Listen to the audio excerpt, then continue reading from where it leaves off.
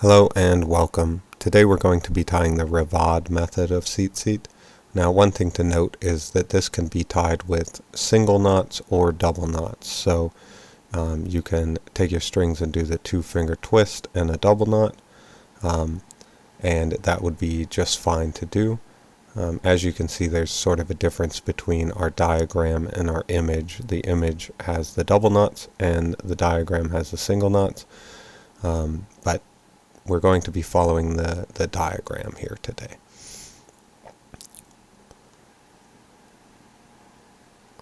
So, to do this, we're going to first take 2 shummashim, a white and a blue. We're going to separate those out, making sure that our white stays on top.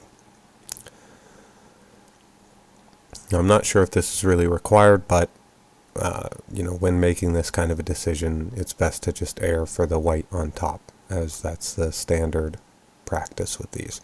So you're going to make a loop, L shape with your finger.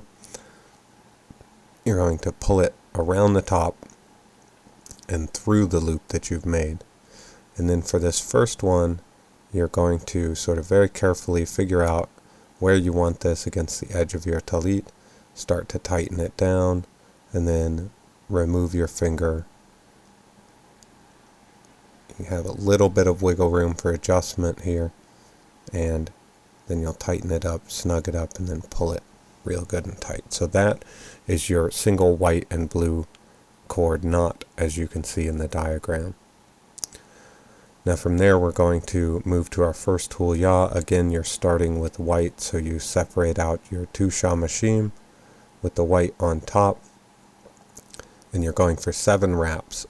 So to get that and start with white and finish with white, you're simply going to wrap 3 times around the core with both threads, alternating white, blue, white, blue. Now this can be a little tricky, and you'll see as we go forward there will be some edits in this video to cut out a couple of mistakes that I made.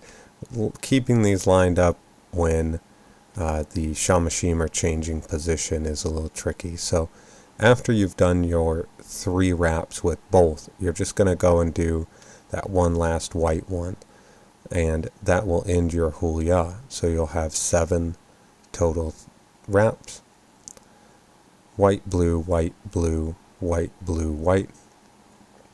Double check that, and then you're going to again do your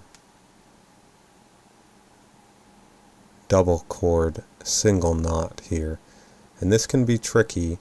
A lot of people will do this, they'll aim a little higher than the wraps. I find that to be a little difficult. It does seem helpful, but I find it to be difficult because I have the wraps unwinding on me when I do that, and just the lack of visibility when you're working sort of above where the knot is going to be finally. Now you'll see here that now that I've finished this, I have one white shummash that is quite a bit shorter than the others, and that's going to happen when you're doing this. So you want to go ahead and pick your longer white shummash. It's completely halakhically acceptable to do that. So just work through picking a different one, select out your longest one, and then continue your wrapping with that one so you have it nice and uniform at the end of all of these huliot. So for our second hulia, we're going to wrap 7 times with white. Pretty simple. Just 7 good wraps with white.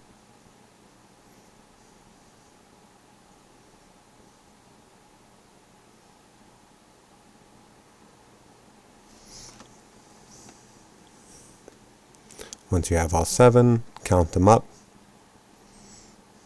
Just double check, and you're going to find your blue shummashim, pull it out. You'll need to work with the positioning on these a little bit. as they'll twist up while you're wrapping. Now you've got your 2 shummashim, and again you're going to make your single knot with both cords.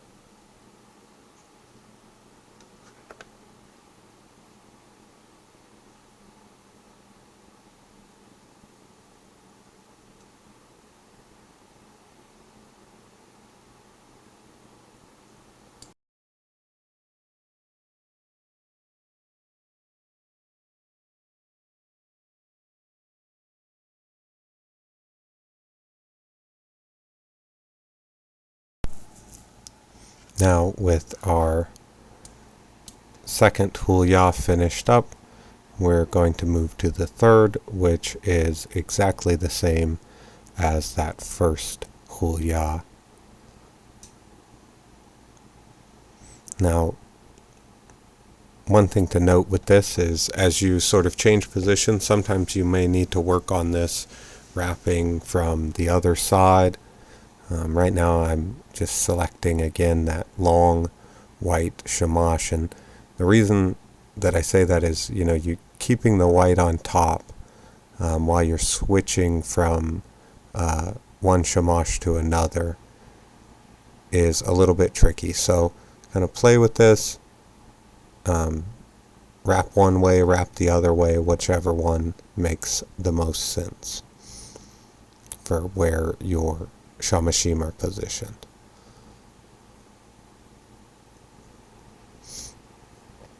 So again, we're doing 3 wraps with all 3, we're doing 3 wraps with both shummashim, 3 wraps with 2 shummashim. And then once we've got those, we hold the blue to the core, double check our count here, make sure that we get our positioning right for that last blue one, and then wrap around it with our final white in the hulia.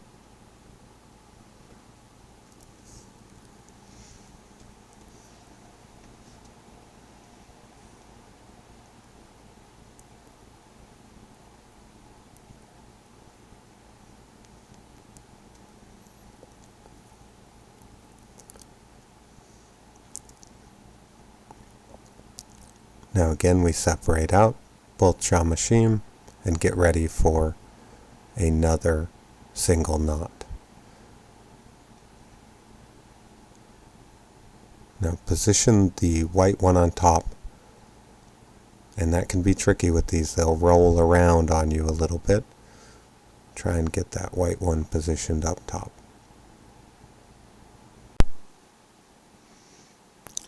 So now we have our third hulia completed. Just give everything a little bit of a tightening up, and we'll move right along to the next one here.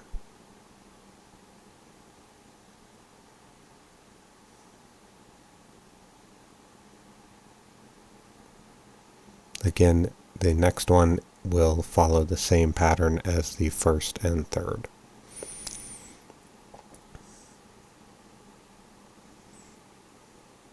Being careful to keep the white one on top, we start with our 3 wraps.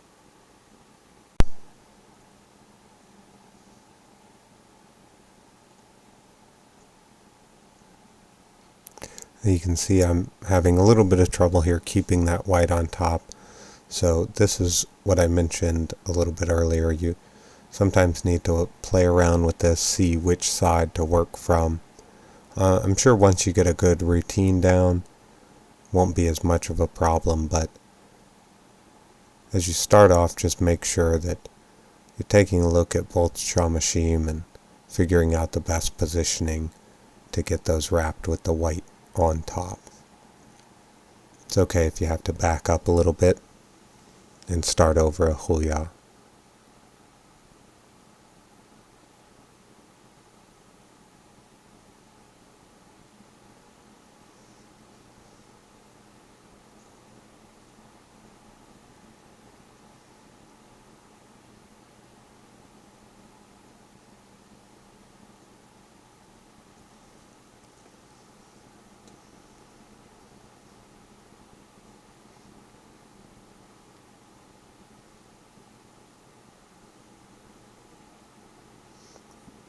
Now we're doing our last white wrap around.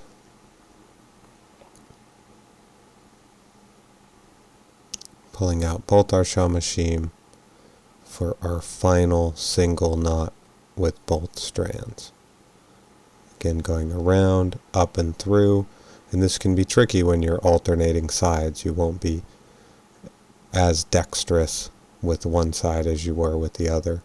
Line that up with the bottom of your hulia and tighten everything up. And then when you pull this down, tighten everything up and pull everything down, and you can give a little bit of a squeeze and a twist here at the end. Work it around to where you get these to lay nice and flat. So simple design, surprisingly tricky to execute with those single knots. But thanks for watching.